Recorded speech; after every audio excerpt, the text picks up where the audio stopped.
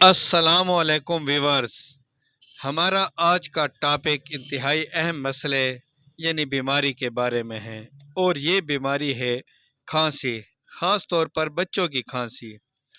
इसके लिए आज एक अहम सिरप एसी फाइल, उसके इस्तेमाल और फ़वाइद के बारे में बताया जाएगा, बल्कि उनके नुकसानात और इस्तेमाल के सही तरीके पर भी बात की जाएगी।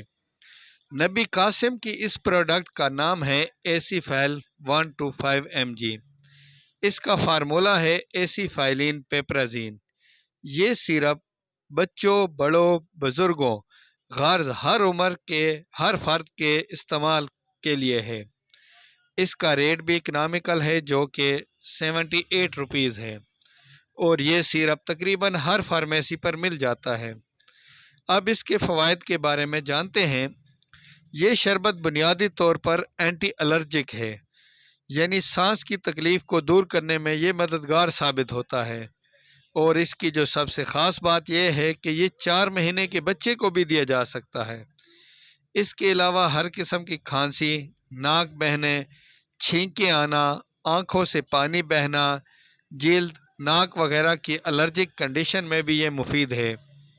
यहाँ तक कि एसिफाइलिन कमज़ोरी की वजह से होने वाले उल्टियों में भी मुफीद है। दमा एक ऐसा मर्ज है जो इंसान को नीम मुर्दा कर देता है। ये सिरप उसका बेहतरीन इलाज है। इसके अलावा वेट कफ यानी बलगमी खांसी, जो कि इंतहाई तकलीफ़ का बायस बनती है, इसमें भी इसका इस्तेमाल बेहतरीन है क्योंकि ये खांसी को बाहर निकाल देती है।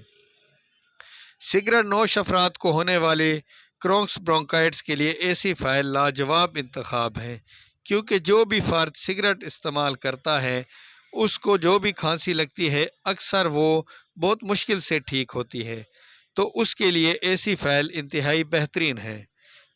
सबसे बेहतरीन रिज़ल्ट इसका एम्फिसिस यानी ऐसी हालत जिसमें सांस लेने में तकलीफ़ या घुटन हो, उसके लिए एसी फाइल बेहतरीन इंतखाब है।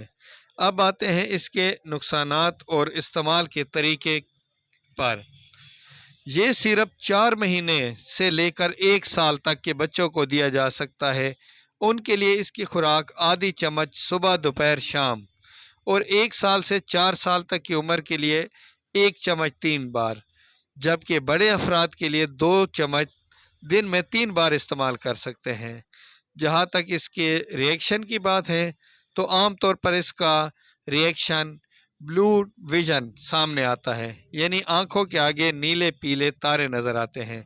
वैसे आम तौर पर इसके साइड इफ़ेक्ट्स ज़्यादा डोज लेने से आते हैं, इसलिए जब भी ये मेडिसिन इस्तेमाल करें अपने डॉक्टर से इसका सही डोज मालूम कर लें।